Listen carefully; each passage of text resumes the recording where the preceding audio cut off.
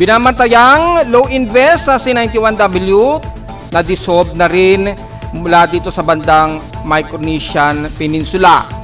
Pero posible pa rin maging invest muli sa susunod na araw ayon sa Japan Meteorological Agency. Pero patuloy na tropical wave maaari pa rin magbuo sa unang linggo ng Mayo na posible pa rin maging isang bagong invest. Tropical wave patuloy na magdadala ng malawakang ulan at localized thunderstorms sa ilang bahagi ng Southern Luzon at Eastern Visayas. Kasalukuyang may mga pagkulog at pagkilat at kalat na malawakang pag-ulan ngayon ang umiiral sa bahagi ng Sorsogon at Northern Samar area. Nalalabay pa rin ang Metro Manila at Northern Luzon, bagamat maulap, patuloy pa rin ang hot humid na panahon ngayong araw.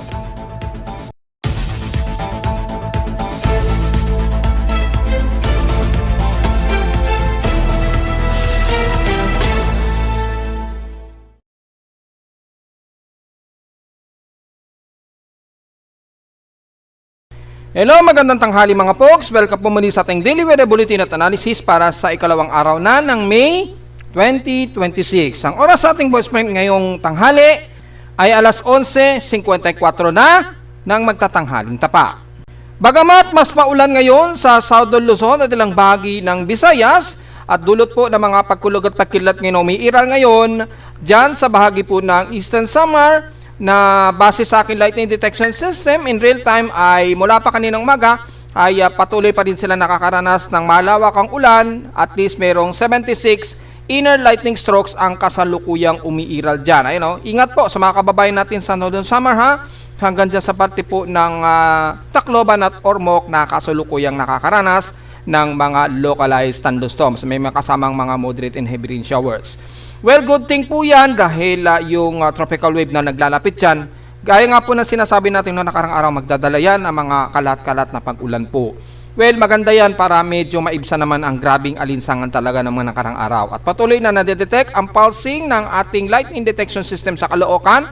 At mula pa yan kaninang madaling araw actually na nagkakaroon na ng mga pagkulog at pagkidlat dyan. Ayan o. So, base dito ay pinakamalapit sa amin sa Caloocan at least 19 km. Ang mas malapit sa amin sa Caloocan, probably siguro, estimate dyan sa may bandang Mindoro nang gagaling. Pero within 80 to 100 minutes na po yan ago yung huling lightning strikes. So, expected po mga maulan sa bahagi ng yan, pero dito sa Metro Manila ay patuloy pa rin tayo makakaranas ng maulap pero patuloy na hot humid na panahon. So medyo bad thing pa rin sa atin sa Metro Manila na patuloy pa rin tayong makakaranas ng maalinsangang panahon. Well, di na natin inaasahan o di na natin ikagugulat kung walang nadedetect masyado sa Doppler radar. Pero malinaw naman dito, may mga pag-ulang umiiral sa may bandang Legazpi. So dito medyo malinaw dahil nasasako po yung Doppler radar.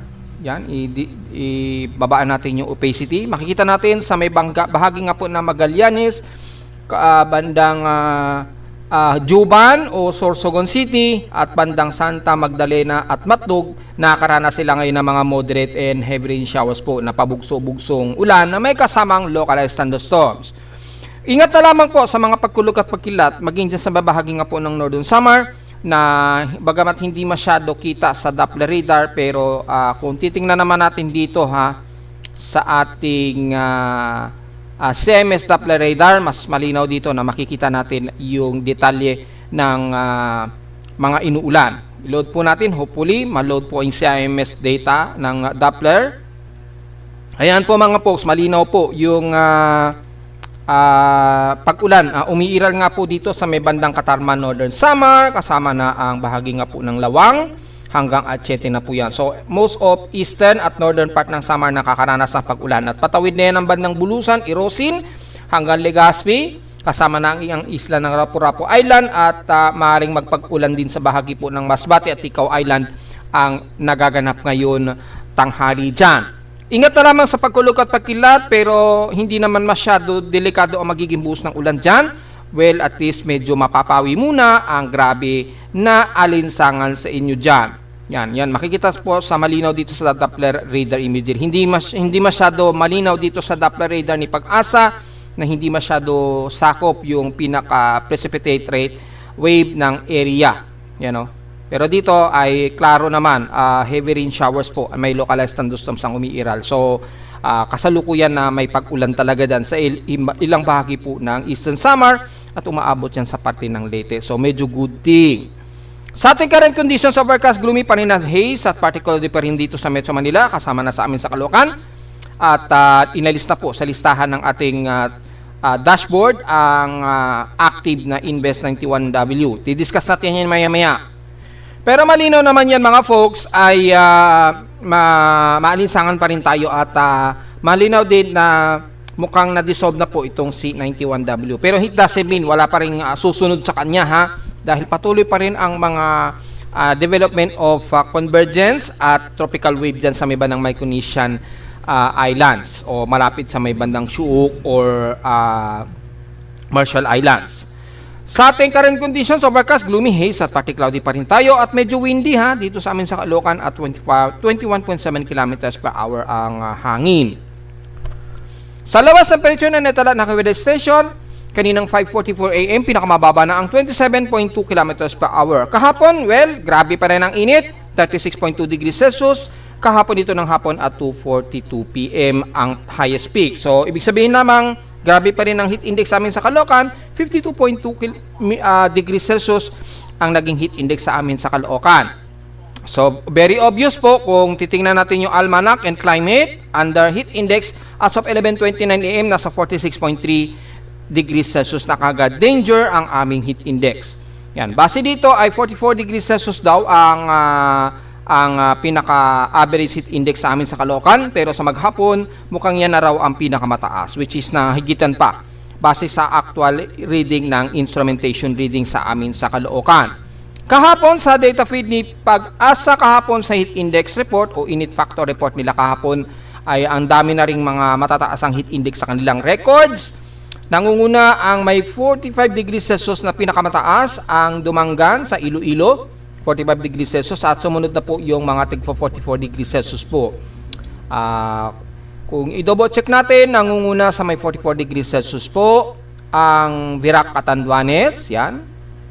So, Virac Catanduanes ang pumapangalawa po. And then, pumapangatlo na lamang na may tigpo 43 degrees Celsius ang Borongan Eastern Samar, ang Cotabato, yan, kasama ng San Jose Occidental Mindoro, Cuyo Palawan, Sangley Point, yan, Kamiling Tarlac, yan, marami-raming nag-43 degrees Celsius. Kasama na ang Isague Isabela, Apari Cagayan, kasama na ang Bacnodan La Union, Dagupan, yan, ang may tig 43 degrees Celsius. So, ibig sabihin, malala na talaga ang ating init factor mula pa kahapon. So, kung double check natin sa magiging forecast ngayong tanghali, malinaw naman po, mula sa bahagi nga po ng Tugigaraw, ang kanilang heat index ay 40 degrees Celsius at aabot ito ng hanggang 43 degrees Celsius mamayang alas 2 hanggang alas 4 daw ng hapon. Mula naman dito sa may bandang diyan sa may bandang Pangasinan, sa Ilocos region pa rin ay 43 degrees Celsius po at aabot po ito hanggang 45 degrees Celsius to 46 degrees Celsius mamayang alas 4 daw ng hapon. Grabe grabe ang kanilang heat index dyan. Sa Santiago Isabela naman, muntik na natin makalimutan, ay 39 degrees Celsius po ang inyong heat index at aabot pa ito hanggang 41 degrees Celsius starting mamayang alas 3 ng hapon hanggang alas 5 daw ng hapon. So, grabe din ang init sa inyo dyan mga folks. Huwag masyadong magpa-dehydrate at sa bahagi po ng Tarlac ay nasa 44 degrees Celsius po ang inyong heat index ngayon, 12 o'clock. At papalo yan hanggang 47 degrees Celsius mamayang alas 2 daw ng hapon. So, grabe din ang init sa inyo dyan. Sa Tarlac, Santa Luzon, kayo po may pinakamainit pa rin. So, iwasan po natin ma-dehydrate. Patuloy pa rin ang grabing init pandaman natin. Sa Batangas naman ay 43 degrees Celsius po at hanggang 44 degrees Celsius ang maximum mamayang alauna po ng hapon. So, grabe din ang init. Sa San Jose Occidental Mindoro naman ay nasa 38 degrees Celsius, medyo mababa, wala namang aabot sa 40 degrees Celsius, pero extreme caution pa rin yan mga folks. At sa Puerto Princesa naman, despite na inulan ang ilang area kahapon, ay 36 degrees Celsius, so medyo bumaba yung kanilang heat index dahil nagkaroon sila ng mga makulimlim at maulan na panahon since kahapon. Sa Cebu naman ay malamang ay mababa o bahagyang bumaba ang kanilang heat index dahil nagiging maulan na ngayon dyan sa bahagi nga po ng Cebu. So wala tayong magiging problema dito sa bandang Visayas. Double check natin sa Mindanao. Well, 35 degrees Celsius, so mukhang medyo mababa ang kanilang heat index. Yan, sa Zamboanga Peninsula din. Dahil nagiging maulap sa kanila dyan at nagkakaroon nga po ng mga pag-ulan, lalo na dito sa bahagi nga po ng Visayas, kasalukuyang may pag-ulan dito sa may bandang Southeastern Luzon o most of Southern Luzon at Visayas area. Especially dyan sa bandang Eastern Samar at Leyte nga po, na kasalukuyang may mga pagkulog at pagkidlat.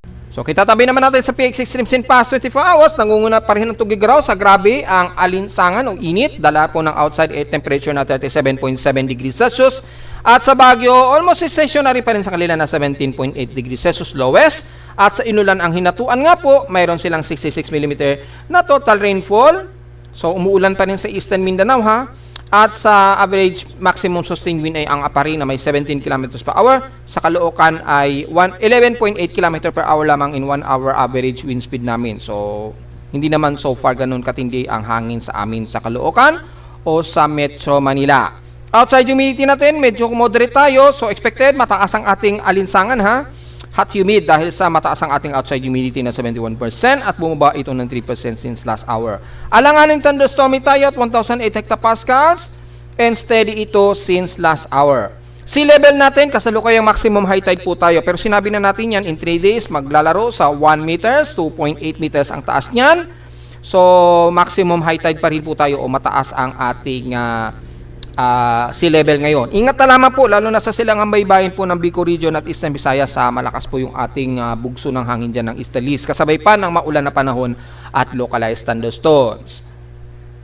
Samantala, mukhang good ang ating air quality pero halos moderate pa rin ito, so alalay pa rin, magmas pa rin po tayo sa mga sensitibong mga baga. Sa atin namang almanak, sumikat ang haring araw kaninang 5:32 AM at lulubog po ito mamayang 6:13 PM. At sa ating moonrise and moonset, full moon na po tayo ha. So again, dalawa po magiging full moon natin this May. Sa May 30 po ay meron din tayong full moon uli, which is tatawagin blue moon naman this time. So dalawa magiging full moon natin ngayong month of May po ha. Sumakto po yung cycle ng full moon. Kaya naging dalawa yung ating full moon ngayong month. Sumakto kasi ng May 1 at May 2, yung full cycle ng full moon natin. Tsumempo siya, kaya yung susunod na full moon ay sakto rin sa huling araw po ng May. So magmo-moonrise po ang ating buwan, mamaya pa pong hapon, 6:40 PM. At kinabukasan na po ng mag-uumaga na ng 6:10 AM naman ito lulubog. At sa ating local weather outlook para ngayong Sabado at Linggo, well, magiging cloudy tayo sa afternoon. Pero ngayong tanghali, partly cloudy lamang pero clear skies at mainit at maalinsangan ang ating tanghali. Ganon din bukas ng Linggo, magiging partly cloudy at maulap ang ating himpapawid daw sa umaga. So halos maghapon, meron tayong overcast sa panahon o forecast. So walang forecast ng uulanin daw tayo base dito sa aking BC weather forecast hanggang bukas daw ng Linggo. So medyo bad news pa rin ito.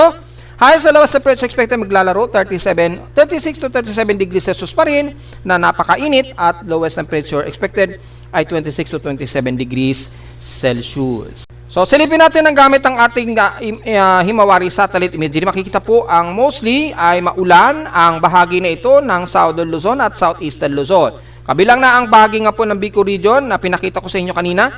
Usually ang buong Sorsogon hanggang dyan sa dulo po ng Bulusan, kasama na po ang most of Ligaw, Legazpi City at yung mga karatig isla po ng Tinio Island at Masbate, magiging mostly cloudy din tayo, and the most of Southern Luzon, kasama na ang Marinduque, Romblon at ilang bahagi po ng Mindoro sa Oriental at Occidental Mindoro sa bandang South. Medyo maulap po tayo dyan, so asahan na may mga kalat-kalat na pag-ulan na may pagkidlat at pagkulog po. Umaabot po yung trough ng kaulapan dyan sa bahagi nga po ng Coron, Palawan. Yan.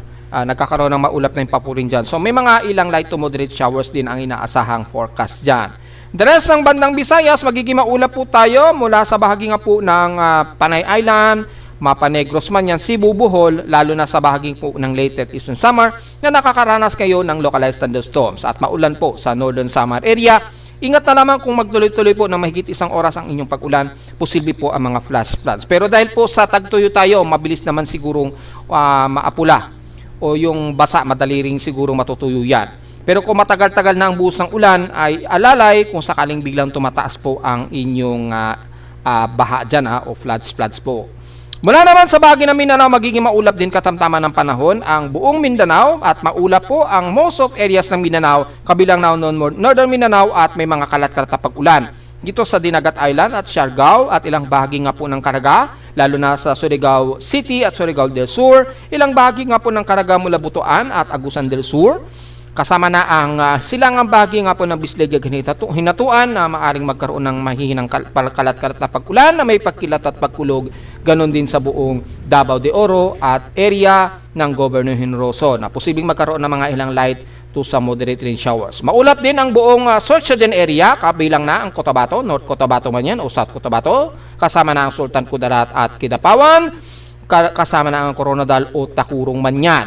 Most of Maguindanao ay magiging maulap din at katamtamang panahon. So, mukhang magiging mas makulimlim tayo sa maghapon. Alala lamang sa forecast na may mga 50% daw chance na kalat-kalat na mga isolated rain showers. Kabilang na ang buong Lanao del Norte at ilang bahagi nga po ng Misamis Occidental.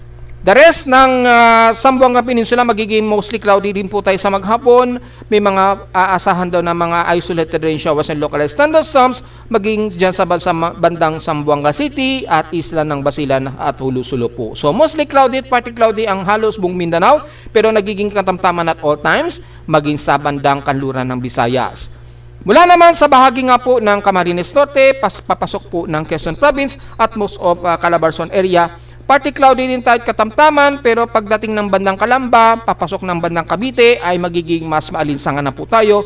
Partly cloudy at hot humid ang panahon kasama na ang Metro Manila. At mula sa bandang Bulacan, pataas nga po ng Santa Luzon sa Angeles, Pampanga, Tarlac at hanggang sa dulong hilagang bahagi ng Nudo Luzon.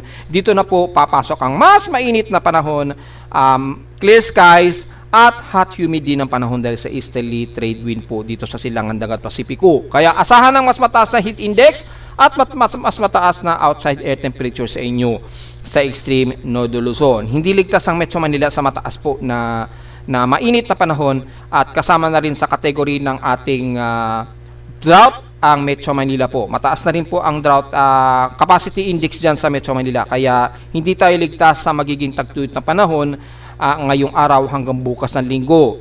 Makikita na rin sa pinaka-water vapor halos ang Southern Luzon at Visayas at Mindanao na medyo mataas ang water vapor except na lamang talaga sa bahagi nga po ng Luzon kabilang na dyan sa bandang Calabarzon at extreme Northern Luzon. So good thing na nagkaroon ng pag-ulan dyan sa may bandang Legazpi hanggang Eastern Samar at ilang bahagi nga po ng Visayas dahil po sa tropical wave na patuloy na lumalapit dito at yung extension po ng tropical wave ay nag-extending pa rin mula rito sa may bandang Eastern Visayas at Mindanao. So patuloy po na nagtatawid po yung tropical wave dyan. So asahan na tuloy-tuloy na pag-ulan. Halos ITCC po yung formation dyan. Pero alanganin siya. Kaya mostly tropical wave ang nabubuo na nagdadala nga po ng pag-ulan sa Eastern Visayas at Mindanao. So hindi po tayo nagkamali sa forecast.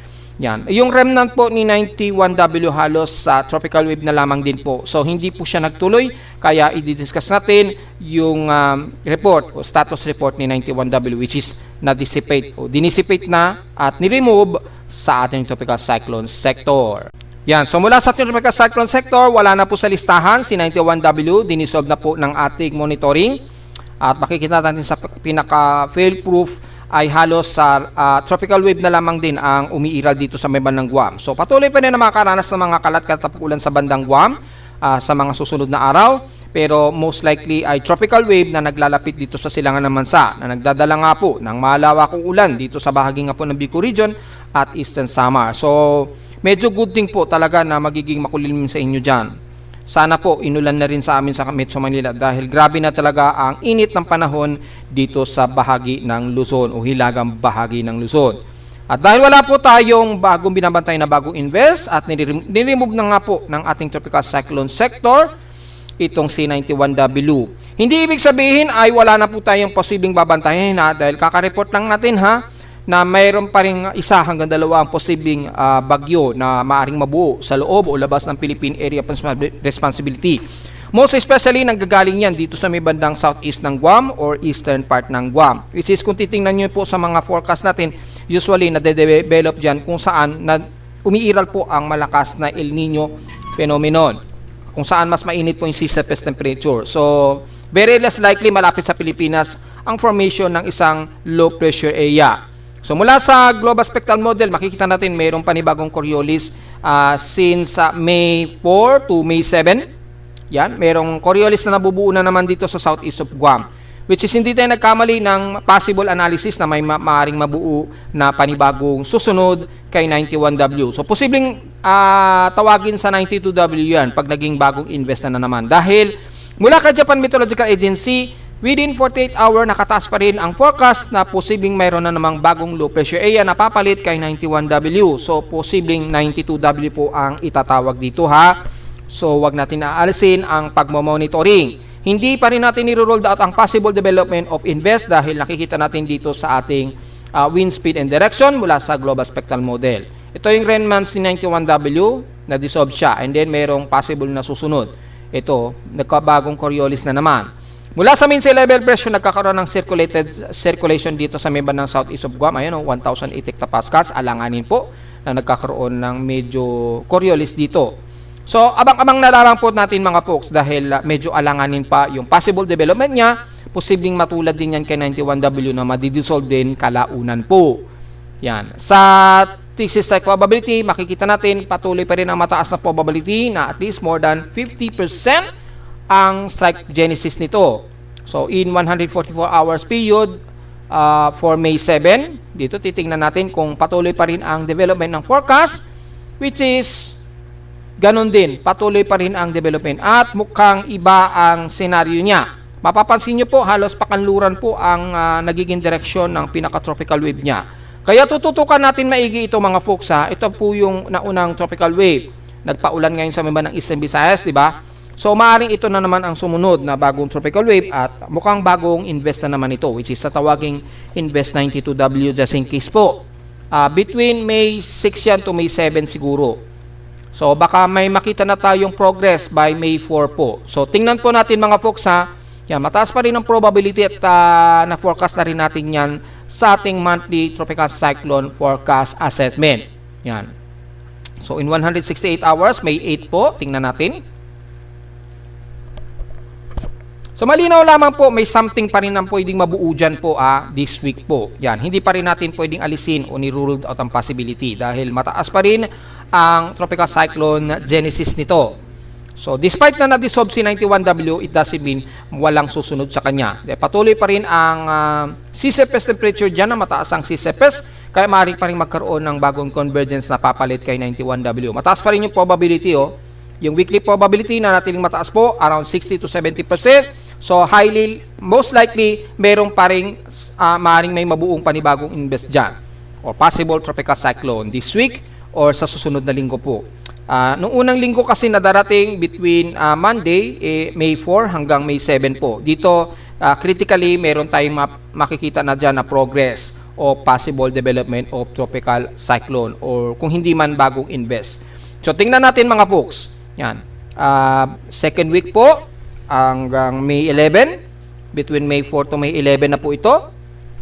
Ayan, first week po yan ha. Ng May, mapapansin natin highly positive po at apektado na po ang halos buong Southern Luzon, at least 5 to 10% hanggang Northern Mindanao. So magkakaroon tayo ng possible na pag-ulan mga nitong susunod na weekend at posibleng next week kung mangyari po itong probability genesis na to between May 4 to May 11 nga po. Yan. So magpropose po tayo ng panibagong weekly tropical cyclone and probability, yung ating seasonal range forecast. Popost natin yan sa Facebook page para meron tayong idea mga folks at meron tayong analysis na maaari pa rin may mabuo this week po hanggang sa susunod na linggo po. Dahil nitong month na nga po nito ay malapit na po mag-descending yung ating peak ng ating hot dry season po. Kaya usually dadalas na po dyan ang development of tropical thunderstorms. Yan. hanggang sa pagka nagiging katapusan na po ng May, yan, nagiging sunod-sunod po yung localized thunderstorm natin. So, usually, may mababasa na kayo dyan, may sinasabi ang May is thunderstorm month. Well, hindi naman most probably ay nakakasanayan natin na thunderstorm month po. Usually, ang rapid thunderstorm talaga o nagiging severe thunderstorm, mga katapusan po yan ng May. Kadalasan, dyan na nabubuo. Nagkakaroon na tayo ng mas severe na thunderstorm. Mangilan-ngilan pa lamang dahil nagkakaroon lang tayo ng medyo tropical wave kasi. Kaya nagkakaroon ng thunderstorms ngayon na umiiral. So, yan po yung ating probability for the first week of May, which is tuloy-tuloy pa rin natin tututukan ito mga folks sa yan. So, may anomaly po na nakikitaan tayo dito sa ating West Pacific Experimental Beta. So, maaring mayroon na namang bagong invest. Posibleng tawaging 92W. So, tututukan pa rin natin ito. Yung ating observance ng kanyang formation probability mataas po. At least, nagkakaroon na po ng invest to moderate po yung observation. So, hindi pa rin natin i-ruled out ang pagbuo ha. Ayan, mayroon na po siyang cyclonic at convergence development. Yan, may possible convergence development. At patuloy pa rin ang global traffic hazard na may maaari talagang may mabuo dyan po mga folks. Which is, pinakita ko po sa inyo dito sa tropical storm probability and seasonal range forecast. Sa third week po, mga between May 11 to May 18 na po ito. So usually mga second week to third week po. Ayan, makikita natin na yung as usual na long range forecast ay nagbabago na po yung direction. Dito, medyo yung meron na pong southeasterly o may mga southeasterly wind na pong dumadaloy dito kasi mukhang dito medyo nagpaparamdam na po si southwest monsoon o yung mahinang southwesterly trade wind. Medyo may sumisingit na pong southwesterly trade wind dyan. So usually mga magta third week po, yan, medyo may southwesterly trade wind na medyo sumisingit-singit na po dyan sa may bandang Borneo o Malaysian Peninsula. Kaya mapapansin nyo, yung direction ng seasonal range, medyo nagre-recurve na po dahil medyo may nagbabago na po sa hangin dito sa Timog Kanluran. Yan. So, medyo may mga southeasterly trade wind na po dito o southwesterly trade wind na medyo sumisingit-singit na po dyan na nanggagaling sa Australian wind po, yung wind direction. So, pag nagbabago na po kasi yung month, pagitan ng May to June, medyo unti-unti nagkakaroon na po tayo ng ilang hangin na nanggagaling sa Timog Kanluran na. Nagkakaroon na ng pagsingit-singit po ng hangin dyan. Yan. Hanggang sa may mararamdaman na tayong southwesterly trade wind dyan. Yan. Yung southwesterlies. So, pagdating po ng siguro mga kalagitnaan ng buwan ng May hanggang mga third week, may maririnig na po kayo mga balibalita o may mababasa na kayo mga post na may southwesterly trade wind na nanggagaling dito sa Timog Kanluran ng bansa na. Kasi malapit na ang nagta-transitioning na po tayo sa mga oras na yan between hot dry season to wet season na po. So yan po, at kita natin ay yung direction po ng possible tropical cyclone development ay tumutugma naman dun sa ating monthly tropical cyclone forecast assessment. Yan, ganyan po ang nagiging direksyon ng possible na may mabubuo ngayong month of May. So magpo-post tayo ang first week and second week po ng ating subseasonal range forecast po. At mula sa mga computer models nga po, by sa KGFS, ay mayroong possible isa o dalawang low pressure area daw na mabubuo. Makikita natin kumikilos ito pa ilagang kanluran at nagpapastro nga po ito sa Guam, which is ganun din yung forecast natin, di ba? Sa ating monthly forecast analysis, yung assessment natin.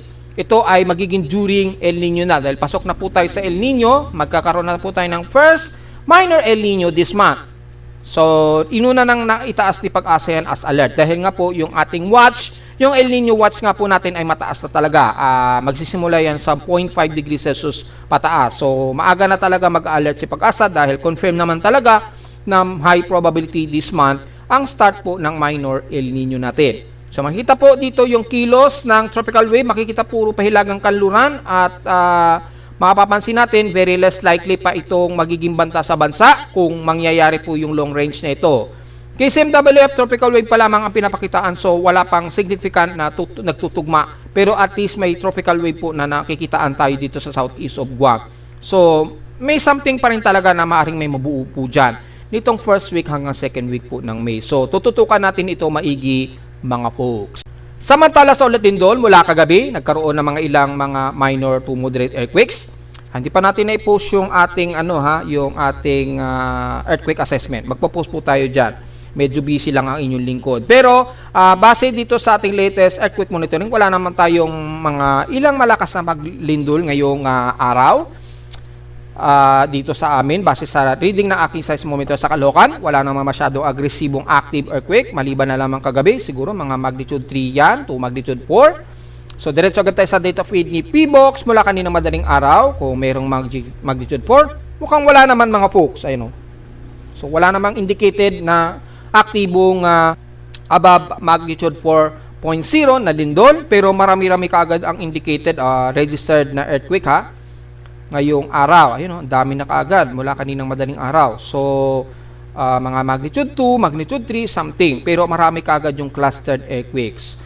So far, ay mostly aggressive na naman dito sa bahagi po ng kalunan ng Luzon at yung mga binanggit natin sa ilang area ng Eastern Visayas, Mindanao. Hopefully, na-separate na po ni PBOX yung data ng May at nung April po, mga folks ha. So, yan po. Sa International Seismic Network, usually, Fiji Islands lang ang medyo active. So, South America yan. Wala naman masyado sa Asia.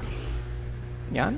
Tingnan natin dito sa may bandang Asia. So, kung titingnan natin dito, mukhang wala namang masyadong malakas-lakas sa pagyanig. Maliban na lamang dito sa bahagi nga po ng Taiwan region, may recorded sila ng magnitude 5.8. Yan. So, kailan to? May 1, kahapon, no? Medyo may magnitude 5.8. Malamang ito po yung na-detect kahapon. Yan. Pero hindi naman magganon kalakasan yung travel times, yung Rayleigh waves, kaya hindi masyado malakas ang peak ng amplitude na na-detect ng aking seismometer sa Caloocan. So, diretso agad tayo sa ating historical earthquake data. Hopefully, na-separate na po ni PBOX yung month of May. Pero just in case ay hindi natin siguro mabibilang pa muna siguro. May tayo, May. Month of May na kasi tayo. So, mukhang hindi pa po nasa-separate. So, subtract na lang natin dito by 1067. Isusubtract na lamang natin yung month of May, 1067. I-minus natin sa month of April. Minus 1006. So, minus 1006. Nasa 61 total earthquakes na po tayo kung sakali. Lumalabas 61 na po yung total earthquakes natin. So, kukunti pa lang naman at wala naman tayong naitala pa na so far na malakas-lakas na pagyanig. At kukunti pa lamang yung ating total earthquakes so far. Yan. So, wala pa po at kukunti pa lamang yung ating lindol. Pero alista pa rin po tayo mga folks. Marami na kaagad ang registered earthquakes. Then, nasa 61 na total earthquake na kaagad po tayo. Yan. So, hindi po muna natin masisimplify o masiseparate yung every magnitude category dahil magkahalo pa po yung month of May at month of April ha. So, abangan niyo lamang po sa Facebook page yung ating report for assessment earthquake for the month of April po para meron tayong record sa ating Facebook page. So, yun lamang po at checkin natin yung Hydrological Center. Tingnan natin kung tuloy-tuloy pa rin ang pagbaba ni Angat Dam ha. Pero very obviously po dahil mula kahapon 183.6 meters po kahapon, ngayon ay nasa 183.31 meters na lamang po ngayong araw. So ibig sabihin tuloy-tuloy pa rin at malaki pa rin ang konsumo sa kanya ha. Negative 0.34 meters ang nababawa sa kanya. So very critical pa rin talaga itong si Angat Dam. So, month of May na po, pero makikita natin patuloy pa rin ang pagdaos-dos ng water level ni Angat Dam po. Hindi po yan maganda. I-load po natin yung all para makita nyo po yung difference. Napapansin, grabe yung pag-slope po. Grabe yung konsumo kay Angat Dam pagpasok po ng February. And then lalo na nung pagdating ng April, grabe laki ng ibinaba o ibinagsak ng water level ni Angat Dam. Kay San Roque naman, ganun din, grabe rin ang pagdaos-dos ng water level ni San Roque. So, konting tipid po sa tubig dahil posibleng magkaroon pa tayo ng problema sa water reservoir nito. Yan o, malinaw po, grabe ang slope niya. Starting January yan hanggang May hanggang May 2. From January 1 to May 2 po yan. Grabe ang binagsak nung water level, grabe. So, yan po ang sitwasyon. Kay Ipo Dam, mukhang hindi naman siguro nagalaw si Ipo Dam. Sa Lamesa, halos hindi rin. Malamang yan yung backup natin siguro. Kay Magat Dam, dumausdos siya pero nakarecover din siya unti-unti. So, ito medyo okay naman itong si Magat Dam. Hindi kagaya nung huling March 15, talagang nag-below o napakababa niya. Hindi naman siya nag-critical pero dumausdos din siya. And then, nakarecover na lamang ito starting ng katapusan po ng March hanggang pagpasok nga po ng April. Medyo nakaka-recover itong si Magat Dam. Yan. So, ang hindi lamang talaga maganda, yung data kay Angat Dam. Ito kay Ambuklaw medyo critical na rin siya. Medyo bumababa rin si Ambuklaw Si Binga, medyo balanse lang yung bawas kay Binga Dam. Kay Kaliraya, halos walang nagagalaw kay Kaliraya. So, mostly, ang hindi lang talaga maganda kay San Roque Dam at Angat Dam. Na hindi talaga, grabe talaga ang pagdaos-dos ng water level niya mula sa pinaka-water reservoir. So, yun po ang kailangan At least may idea tayo kung mag-declare ng pagkapos ng tubig ang supply At least may idea po tayo. Kailangan na lang siguro na explanation ng ating hydrological center at ninawa sa bakit hindi naaagapan. At magagamit ba natin yung backup gaya na lamang nila Mesa Dam at ni Ipo Dam. At narito naman natin 3-day the weather forecast para sa ikalawang araw ng Mayo 2026.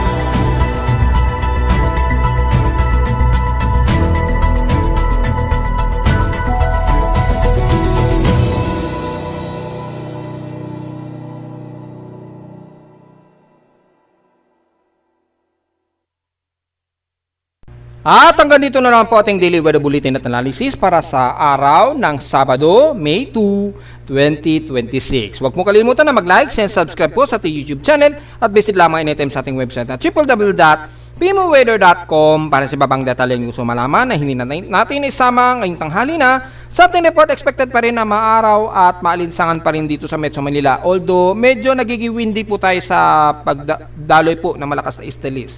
Nako-compress pa ito ng tropical wave sa katimugan ng Luzon na nagdudulot ng mga ilang pag-ulan ngayon sa bandang Bicol Region at Eastern Visayas. At visit lamang sa ating website sa gusto malaman pa rin ang pinaka-dynamic events mula sa reading ng ating aparato sa Caloocan at sa data feeds mula sa iba't ibang weather agencies. Maraming salamat po mga folks at magandang araw po sa ating lahat.